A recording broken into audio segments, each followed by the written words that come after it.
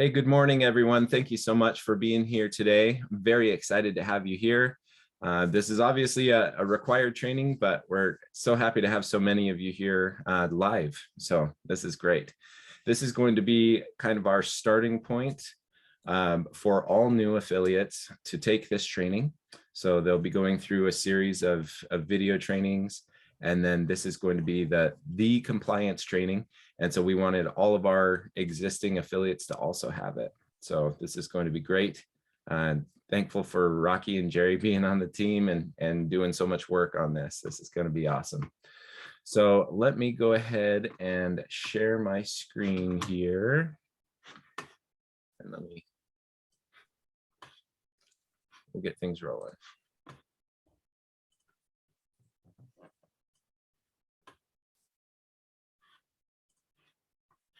All right, can you guys see that okay?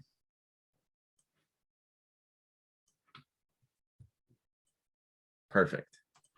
Okay, so what we are going to be covering today, I'll give you just a quick outline of what this training is for, and then we're going to introduce Rocky and Jerry. They're going to run through these next few things, just a little history on where the credit came from and how we help our clients through the process as far as qualifying and filing. Some do's and don'ts, which are really important to pay attention to, just to make sure that we are all staying in compliance. And a little background on what we as a team at ERC Specialists are doing to make sure that we are all staying in that compliance with the IRS. A few tips and tricks and things to keep in mind. And then we'll have some Q&A there at the end for you guys. Okay, so just a quick little outline of this. This is obviously required. We need everyone to listen to this, to follow through on this. After the training, you're going to receive just a 1 or 2 page, we're calling it a hot sheet. So we want this to be a reference for you. And you're going to need to fill in the blanks and then just sign it and return it back to us, just to show that you have taken the training and that you know some of the basics that we need you to know. Like I said, use this as a reference. We want this to be useful for everyone, and we want you to be able to refer back to it going forward. And we will have these ongoing updates and compliance trainings as needed. We do have Rocky and Jerry in on our bi-monthly training meetings for you affiliates. But if there is a big change or something that you guys need to be aware of, we'll definitely do a unique training for that. All right, so our 2 speakers for today are Jerry Bone. She is our accounting and fulfillment director, and she's awesome. She's really tearing it up, and the team has been growing like crazy. And Rocky, he's our general counsel. He's got a lot of background in many facets of law, but he's a specialist in private equity and finance. So he's a great fit for this. Jerry, why don't you go ahead and introduce yourself, give us a little bit more background, and then let's get started. Absolutely. So my name is Jerry Bowen. I am a CPP, which is a certified payroll professional with the American Payroll Association. I serve on the chapter of the Utah board, and I've been processing payroll for over 25 years. So I've known all the ins and outs of payroll for a long time and own and process a payroll company. So when the ERC came out, it got a lot of attention from me, and I have been pushing this since March 2020. So let's talk about where this credit came from, because it is a real credit from the IRS that we're getting this money. It's not made up, and it's very good to understand where it came from so that you can sell it in the future. But the CARES Act came out at the very start of COVID closures, and it was signed into law March 27th, 2020. Now, a lot of people are familiar with the PPP loan, which is the Paycheck Protection Program. We also had the EIDL, the Economic Energy Disaster Loan. and the deferral of the employer Social Security.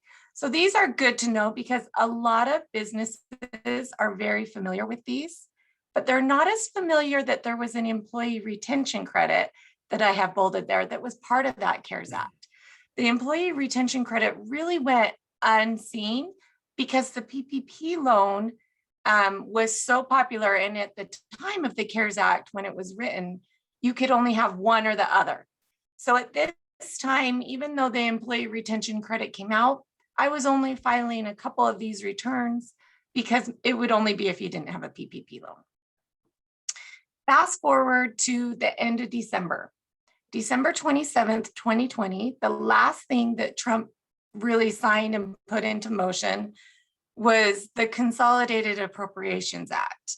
And this made two major changes to the ERC. And this is when it got the ball rolling for programs like ours. The one main change that you could now take the ERC credit, even if you had a PPP loan, and you could go retroactive, meaning now we can amend these returns. This bill allowed for this change. The second thing it did is it extended the ERC credit into first and second quarter of 2021 and gave us some new higher limits on the credit. So that's kind of the main one on this cover. Then in March 2011, President Biden signed the American Rescue Plan. This also changed the ERC credit even some more. We got the extension. At this time, they extended it through the end of the year, through 2021. And it also added the recovery startup option to the employee retention credit, where new businesses can take advantage of this credit for Q3 and Q4. As long as they're a small business, they can get up to $50,000 a quarter. Then just recently, in November, the infrastructure bill was signed. And what this one did to the ERC is actually removed a quarter. So we no longer have fourth quarter 2021. It goes through September 30th, 2021. So these are just some basics I wanted to cover. So when you're talking to your customers, clients, that you can, reference laws that are in place and that this credit truly is available to business owners. Hey, Jerry, quick question on that. So it does say that the ERC ends as of 9/30. What is the filing timeline that we have to be able to do this? So we can amend returns for up to 3 years. Perfect. So we can go back. And when I say employee retention credit ends, it did not end the recovery startup. We still have the recovery startup for third quarter and fourth quarter. Okay, great. Thank you. All right. How are clients qualified? This is really important, obviously, just to make sure that we understand how this works. And obviously, when you guys are getting started, we always ask you to go through that questionnaire on our website and to, click through the process, for your own company or for a fictitious company, just so you learn the questions and how it works. But they're going to dive in a little bit deeper on what the qualifications look like. I will start off on this. I'm Rocky Crofts. I am general counsel for employee or ERC specialists. Sorry, I have to get our acronyms right. I have been practicing in the state of Utah 19 years now and specialized primarily in equity and finance. This was something that came to me by way of one of my partners who I advise on a regular basis brought this, and notion that this seems too good to be true. And so in addition to providing you with a little bit more expertise, what we're trying to do is arm you and position you so that when you are having these conversations with small business owners, you can emphasize to them what this could mean to their company. I mean, we have literally thousands of examples of companies who were teetering on the brink of insolvency that by being able to get this, they're able to continue in business. So this is a huge deal, not just for small business owners, but for our entire economy. If we can inject this money and help get it out into the economy, it's going to help everything work. It's going to help all sectors work better.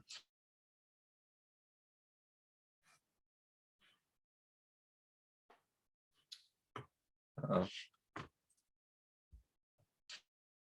you there, Rocky? Is everyone else there?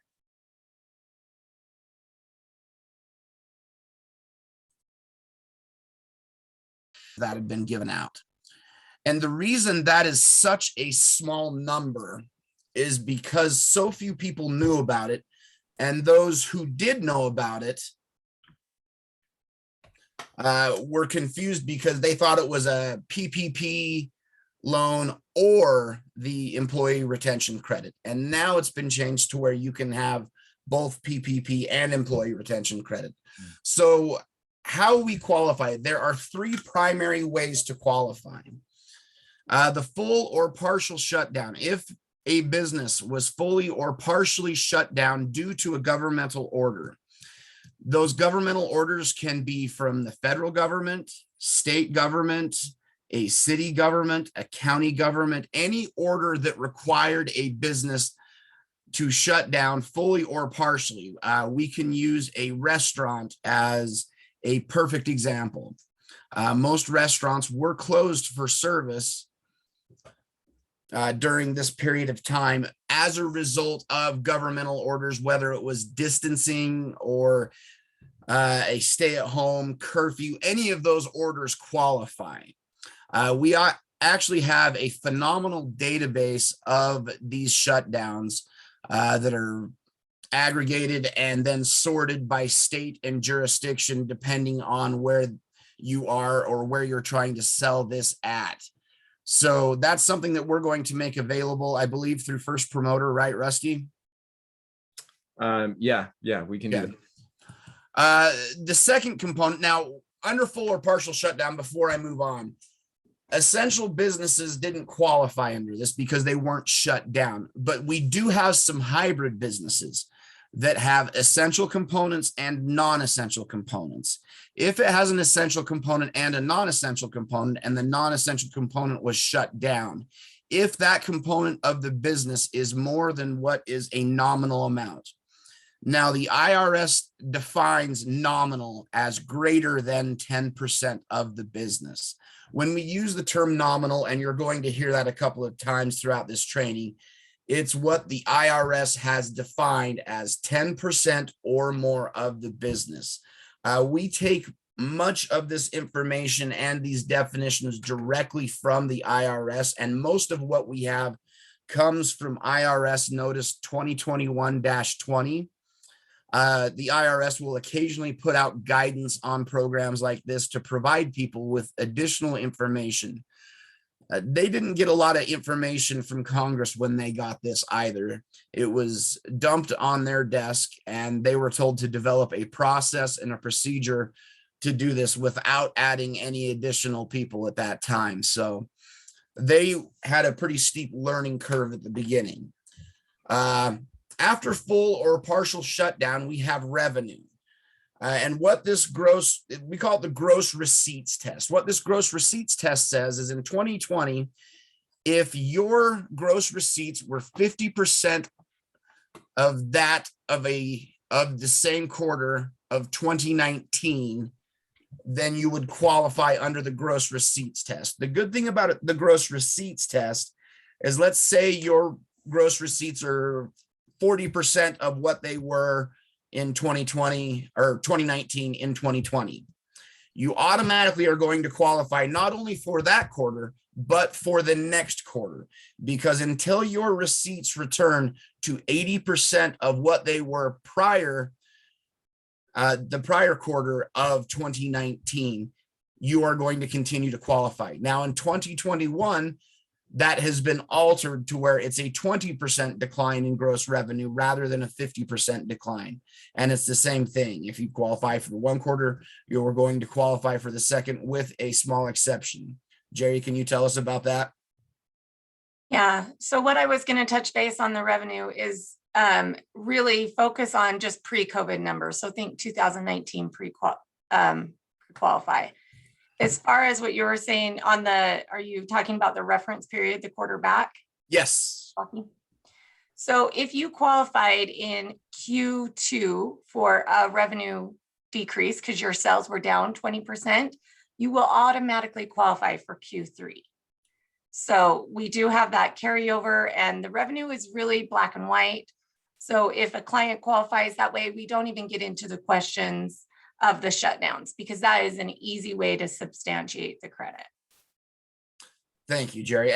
And the first two are more black and white than the third qualification. And the third qualification is where we are seeing the most question and the most frustration. And that is if a governmental order causes the suppliers to a business to suspend their operations, the business is considered to have suspended their operations if they can't receive those goods or services. Now, that was a really backwards way of putting it. Let me read from the IRS notice. An employer may be considered if a full or partial suspension of operations due to a governmental order under the facts and circumstances the business's suppliers are unable to make deliveries of critical goods or materials due to a governmental order. So what that means is, let's say you're an auto parts manufacturer, and as a result of a governmental order, the suppliers of gross materials to your business are unable to make those deliveries to you. And those deliveries represent more than a nominal portion of your business. You do have to attempt to cover, meaning you have to attempt to find a replacement. And after attempting to find a replacement, you are unable to do so, you can qualify for the employee retention credit. Now, where that gets foggy is how long do those dominoes fall? We have a report from Gartner, one of the most reputable researchers in the industry when it comes to supply chain and distribution, has stated 97% of all supply chains have had some kind of disruption in the last 2 years as a result of COVID-19. To give you an idea of how unstable some of our supply chains are, they break it down by sector. The retail sector, 9% of the supply chain is considered fit. Industrial process, 12%. Consumer products, 8%. The only one that seems to have any significant preparation for that was the high-tech sector, which was still only at a 33% fit supply chain. So that what we want to do is we want to be asking the questions that are going to draw out the information. If we have a sprinkler company and they can't get sprinkler heads because the raw materials simply aren't there, that's going to be different than if we have a sprinkler company that can install sprinklers because they don't have the labor. So we want to make sure we're not confusing supply chain and materials with the labor to provide those materials. And that is a little bit of a nuanced difference. We all see the news. We all see those boats bobbing around in the ocean, not being offloaded at the port. Simply being unable to do that is more of a function of labor than it is of governmental order. What we have to be able to track this supply chain back to is a governmental order of a supplier in order to qualify for the employee retention credit. Did you want to expound on that, Jerry? Oh, I think that covers the supply chain. What was that? I think that covers supply chain. Okay. Real quick, Rocky, just to clarify, the supply chain impact cannot be employment, correct? Like not being able to find enough employees. Correct. It cannot be labor-based. It has to be restricted specifically to the inability to receive critical goods and materials, and they have to be critical goods and materials. It can't be something that's minor. And The example that we've seen or that we've heard a lot as well, it's a grocery store and we can't get bread. We get a lot of these kind of questions. What is more than nominal? Rather than answer that question, what we would like to do is have the customer answer that question. Well, tell me, is that more than 10% of what your business is? If the answer is yes, then likely it does qualify.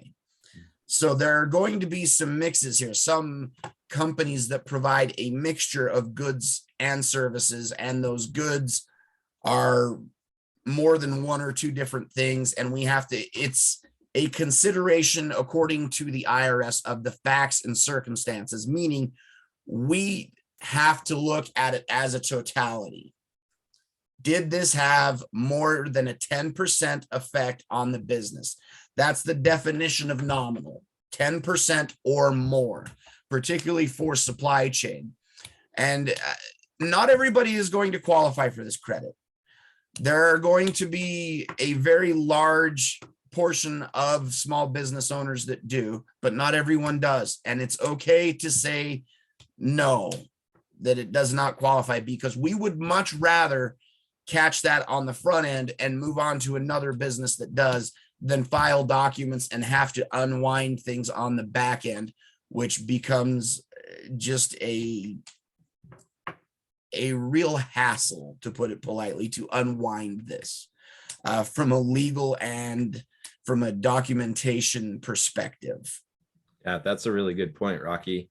One thing that we are wanting to make clear, both to you as affiliates and also to our clients, is that as we are saying, here's your options on how you qualify, you as the business owner know the business much better than we do. You need to determine if you do hit this threshold, right? You need to be able to substantiate that and clearly define what that looks like. Correct. And we also have questions. Do 501c3s qualify? They can, under certain circumstances. Also, tribal governments, Native American tribal governments do also qualify for the employee retention credit, which can provide significant benefit to tribal governments if anyone has connections to or access to that. And those credits can prove to be life-changing for everyone that they impact on the reservation, just as they are life-changing for each and every small business. As far as qualification, that's the bulk of what we're going to catch. That's 97% of what we do are going to fall under those three categories. And anything else, if you have questions, feel free to ask questions when the time comes. Yeah. Rusty? Yeah, we'll have some Q&A here at the end, but maybe if you're okay with it, Rocky, before we kind of jump subjects here, we do have a few questions just of clarification. Yes. Jessica asked, for quarters in 2021, can we only compare to the same quarter in 2019, or can we opt to compare to the same quarter 2020 or the immediately preceding quarter? How does that work? Jerry and I were actually just talking about this. Jerry, you want to jump on this one? Absolutely. So they do need to compare to 2019 pre-COVID numbers, unless the company wasn't in business. If the company wasn't in business, then they can use their 2020 numbers to compare to. So I think that's the easiest way to remember that. There's lots of differences. If this and this, that gets really complicated, but our system will walk people through that. But that's the easiest answer to give you, is you do compare to pre-COVID numbers unless your company wasn't in business at that time. Perfect. Thank you, Jerry. Let's see. So the percent over nominal is the 10% or over impact, correct, for the supply chain? Correct. That's not just for supply chain. That's when they refer to anything as a nominal effect, because you'll have some, for example, the restaurant business. Well, yeah, restaurants were still open because they could still do carry out in some places. So strictly speaking, your business wasn't closed. That would be the partial shutdown that we're talking about. Did that have more than a nominal effect on your business? And if the answer is yes, it qualifies. Okay, perfect. Thank you. Chris asked, can a delayed good or material supply chain disruption qualify if the delay is more than 10% of normal timeframes? That is a question that we get quite a bit. And it's the extent of the delay. Are you able to provide the good? If it prevents you from providing the good within that quarter, again, this is a quarter by quarter qualification. So if it falls outside that, my answer would be yes. But if it's slightly delayed, that's going to be one of those gray areas that we're trying to work our way through right now. But I mean, in an industry where time is money and you're 6 months delayed in getting access to goods, in effect, that's exactly what the supply chain being interrupted means, that you may be able to get it eventually, but eventually doesn't help your business right now, which is what this is trying to do. Good. Okay. I just wanted to add on that business owners need to remember at the end of the day, they're the business owner and it will come to them. So don't be scared of the credit because it is there for you, but be able to substantiate this. Don't push the envelope. Yeah. Yeah. Be real about it. Yeah, exactly. And they know their business far better than we do. Yeah. Don't be scared to take the credit. It is available. Just make sure you qualify under these rules. Yep. Okay. Next question. What proof do they need to provide for the nominal portion? On which one? Just for any impact above the 10%. On the supply chain? That was it. Can I take that Partial one? closure revenue, that's easy. It reflects in the numbers. As far as what proof do they need to show for substantiation, which is what we are trying to focus on, is substantiation, is to illustrate what component of your business that is. To again use the landscaping company, what component, how much are those sprinklers, how much does it represent of your business as a whole? Is it more than 10%? Can you show that in purchase orders? Can you show it in invoices? Can you show it in P&Ls? However you want to illustrate it. It's less important to substantiation the exact methodology than it is the ability. We want to make sure you are able to substantiate that. What that looks like, we can work with you on, whether that's P&Ls or, like I said, invoices, orders, anything like that. Jerry, did you have anything to add? I was just going to say, it's really up to the business owner to keep documentation and substantiate this if they were ever questioned. But we are going a long ways into helping our clients with that. So we are about to release new questionnaires that the client will actually fill out so we can create a substantiation of this so they don't have to go back one day and find the paperwork. So we will be assisting everybody to fill those out. What the supply, like for example, on the supply chain, what they couldn't get, who was their supplier, how long did it last, things like that. So we're really taking steps to assist these business owners in having this documentation. I like it. Yes, and that is very important because one thing that everybody is going to ask, they're going to say, okay, great, we've got all these numbers coming from all over the place. How do I qualify? And that substantiation report that we're going to create and generate and provide is going to be huge, because it is going to be a tangible method where you can say, okay, Mr.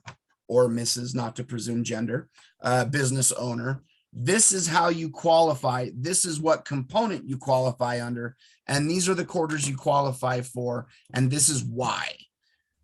And if there is additional documentation we need, we will get that from the client at that time when they submit their documents. But we want them to understand, we want to be able to articulate to them how they qualify, because if we don't, if we're just saying you qualify and they say how, and we say, well, we ran it through the questionnaire, it really leaves our credibility lacking. We want to be able to demonstrate how that substantiation, how that company qualifies.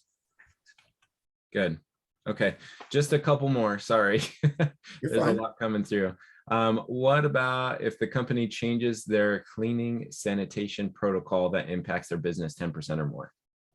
Yes, that's actually part of the suspension shutdown, because to use a warehouse as an example, they weren't shut down, but they did have to close their business for 6 hours a day for additional cleaning and sanitation, which then again had more than a nominal effect on the business. We do need to touch base, though, that has to be an order and not just a decision the company made. It can't be voluntary. Yes, it has to be Correct. as a result of a It has to be government- like the health department required it.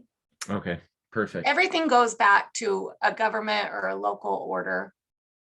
Yep. Awesome.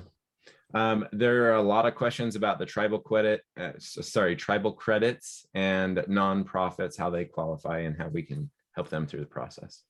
That is going to be a very long discussion that's going to draw out this training. What I would propose we do is schedule that for another training. Yeah. But that is going to be IRS notice 2020 -21, and you're going to be looking at questions 2 and 3 under that.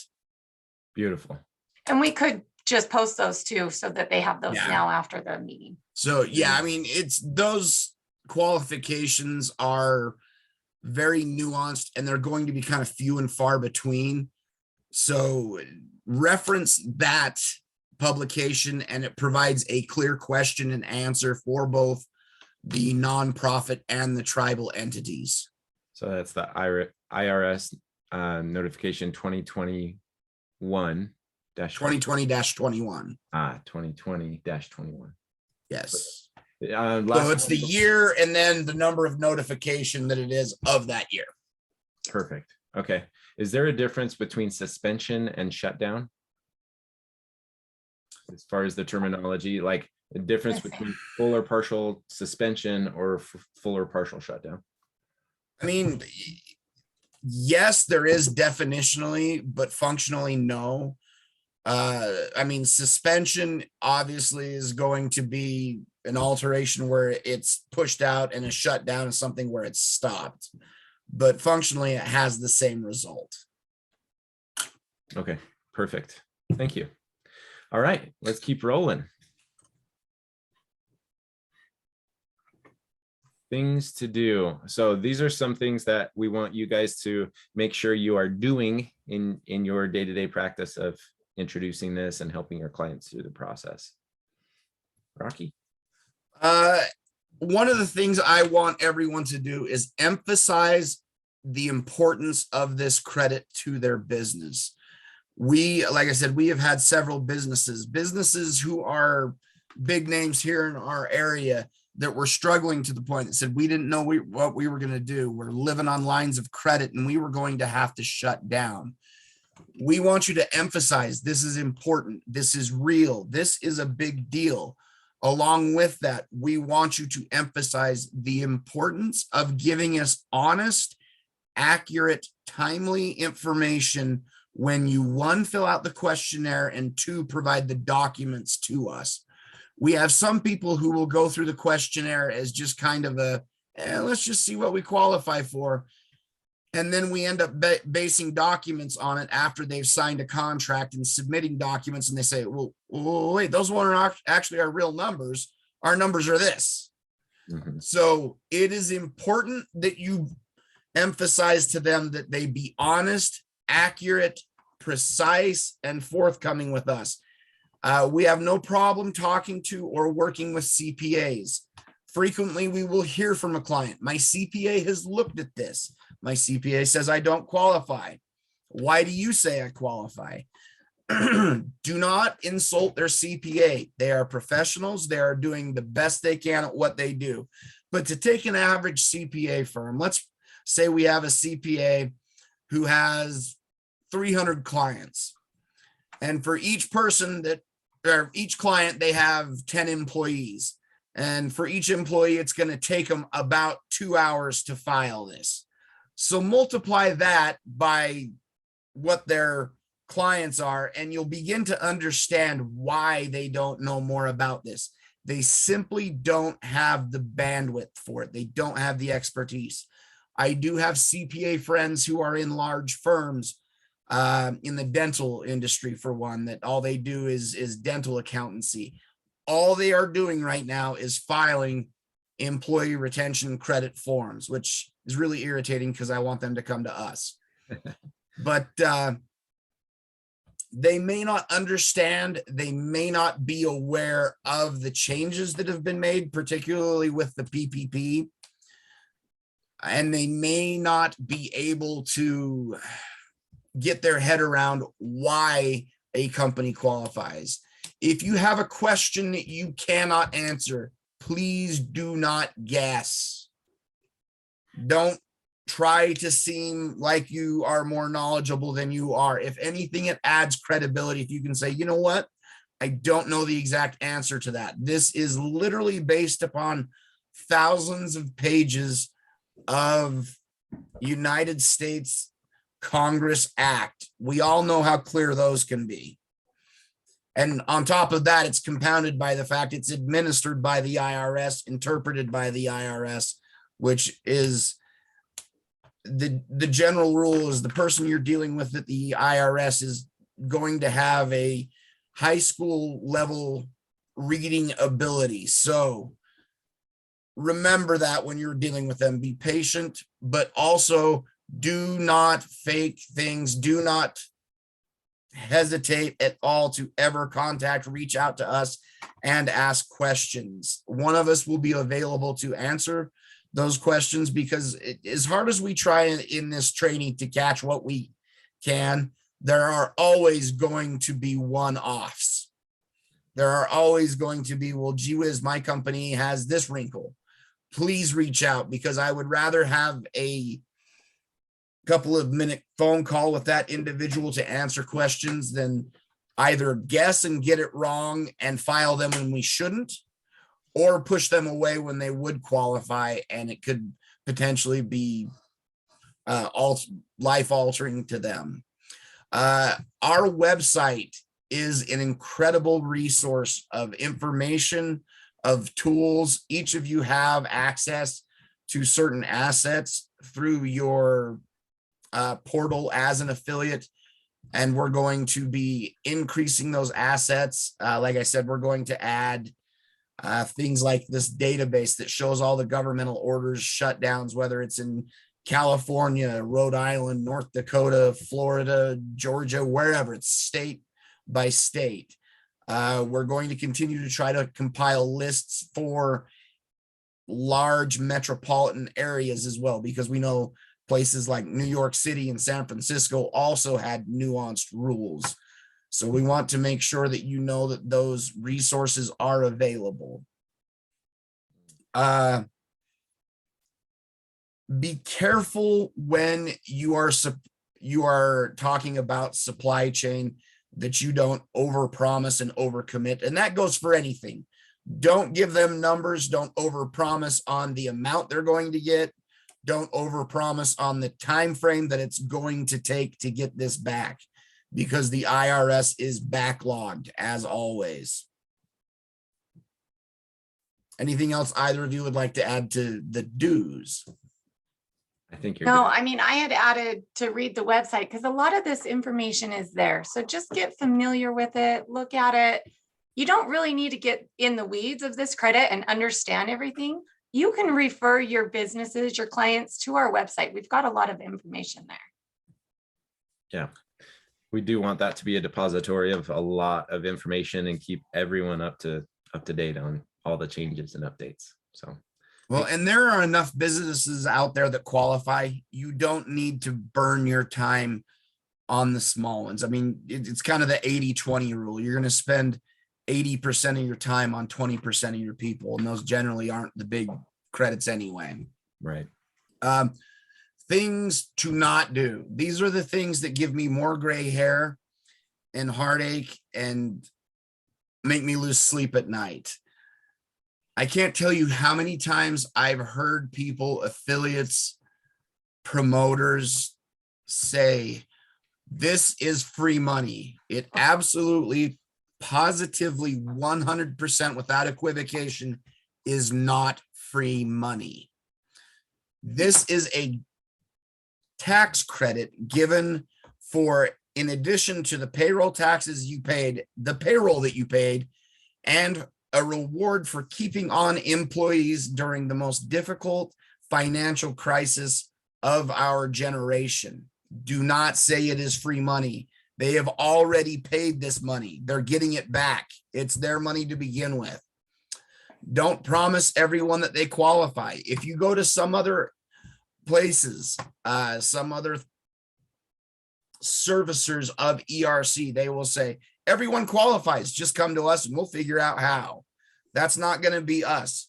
We want to be very careful and very conscientious about how we are qualifying businesses, because we want them not only to get the credits they deserve, but also we don't want the IRS to be looking back at them and saying in 2 years, you got to give that back. In addition to being able to amend for 3 years, the IRS in its enabling or the Congress in its enabling statute extended the statute of limitations from 3 years to 5 years. When they run out of money to give out, they're going to start going out over these credits to make sure they are properly substantiated.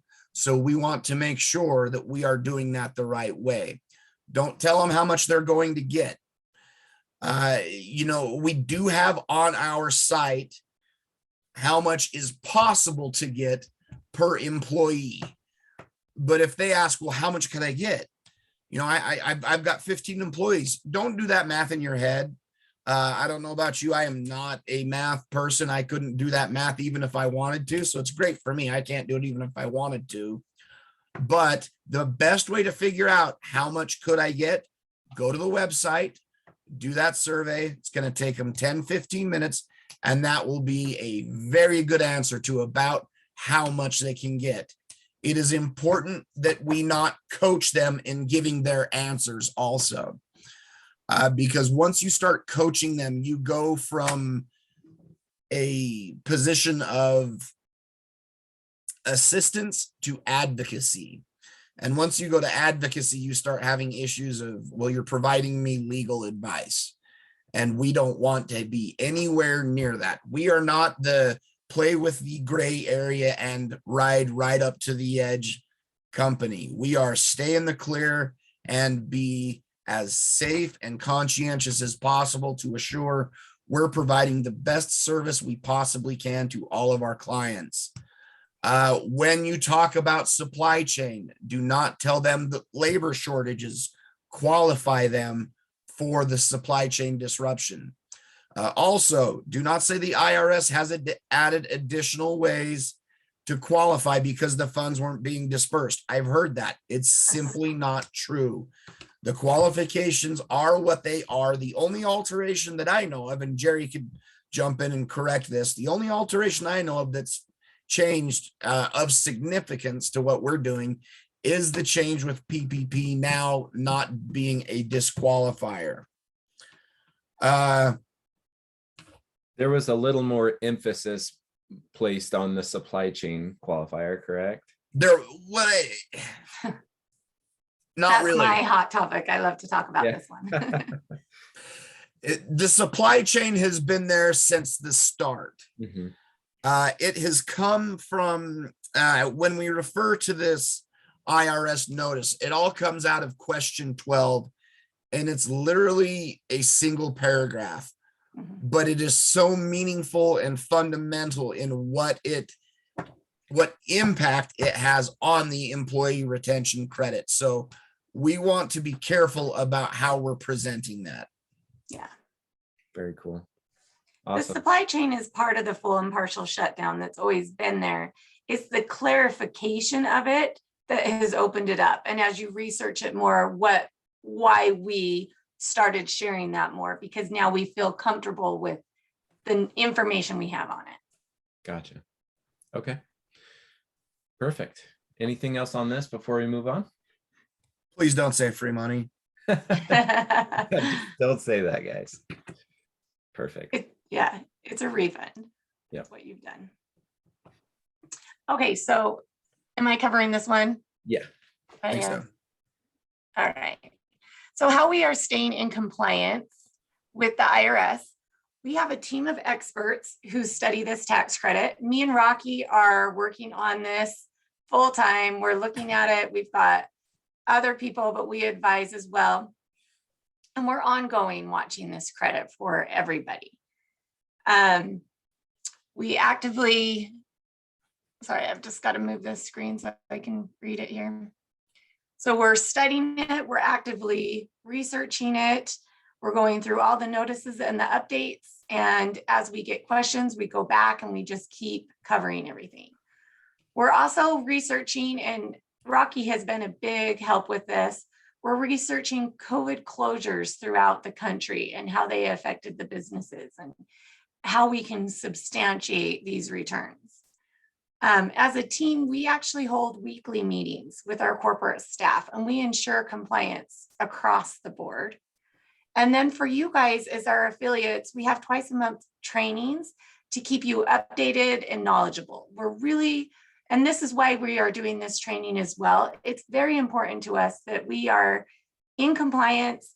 We're top of the notch company. We're not filing information that companies should ever be worried about down the road. We want this really compliant and in the clear. So you can feel comfortable with us as a company and ask those questions as well. Perfect. Thank you, Jerry. I think these are just the last little kind of tips and tricks. Rocky, did you want to cover this one? We want to make sure that you guys are on the leading edge of assuring that you know exactly what you are presenting and selling to people. You're the one that has the customer contacts. It's going to be your friends, your family, the people that you deal with on a day-to-day basis that you're going to be selling this to. As such, we want to make sure that you end up looking like a hero when this is done, not a heel. There are a few things you need to do to make sure. You can't just attend this meeting once and say, okay, I've done it. Please come to Rusty's twice monthly affiliate trainings. There are going to continue to be changes, alterations, adaptations, further guidance from the IRS. As I said, when the IRS got this program, they were not provided with guidance. They were not provided with guidelines. They were not provided with infrastructure. They have had a steep learning curve as well. They will continue to provide us with additional guidance. They want to give this money out. They're not trying to keep it. They want to make sure that it's out there, that it's being utilized, but that it's being done in a correct manner. Read our website. Come to understand the documents that we have that we're going to be giving out that you need to be a part of.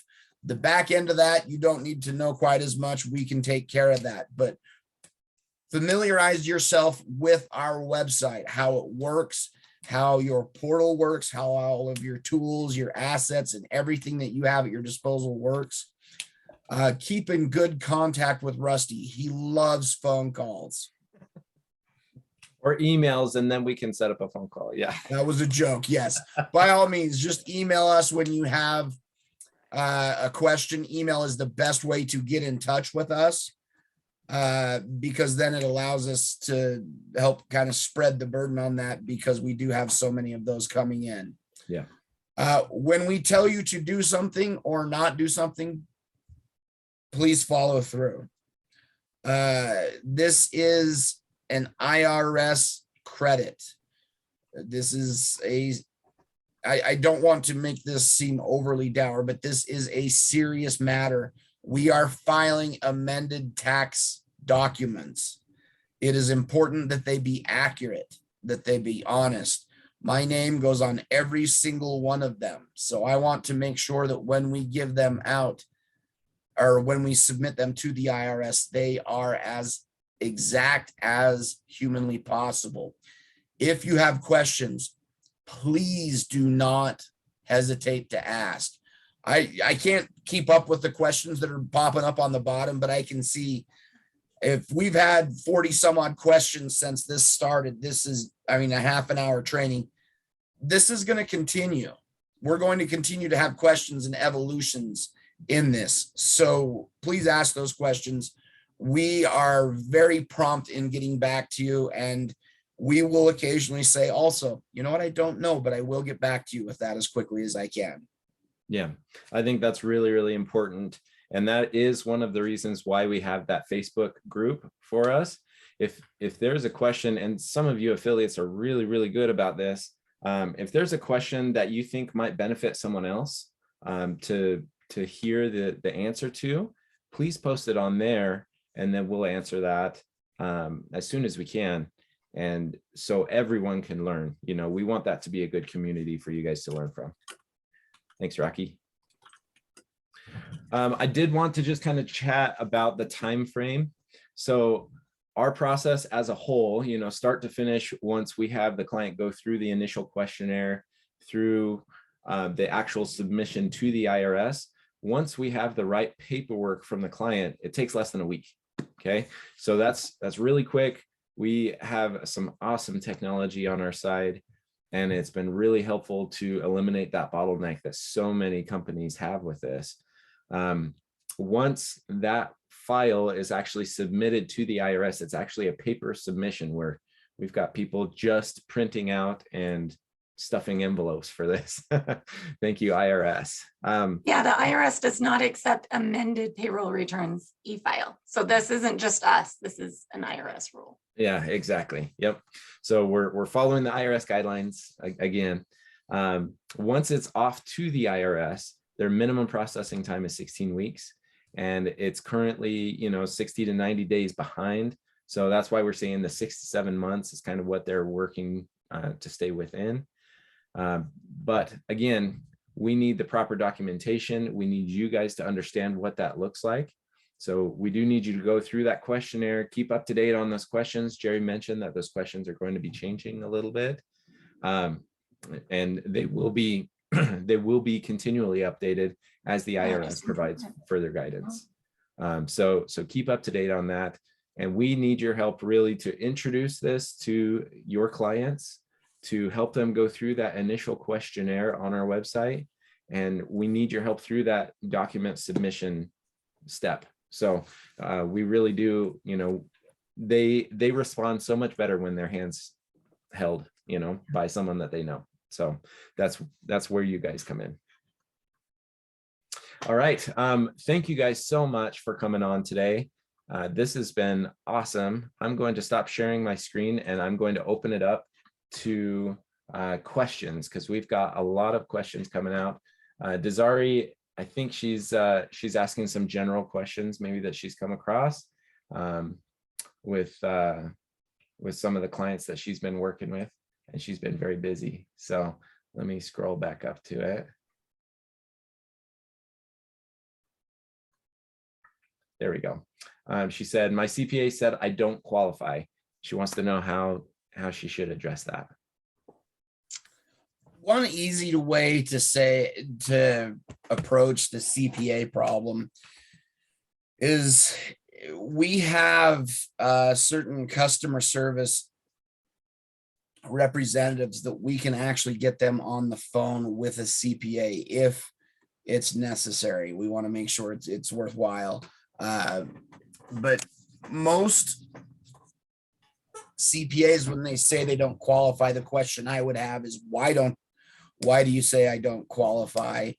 And then run it through our system. If our system says you qualify and they continue to persist that you don't qualify, then you can involve us in a three-way call where we would love to talk to your CPA and say, hey, look, we're not trying to step on toes or tell anybody they're wrong. We understand this is not your specialty. This is ours. This is all we do.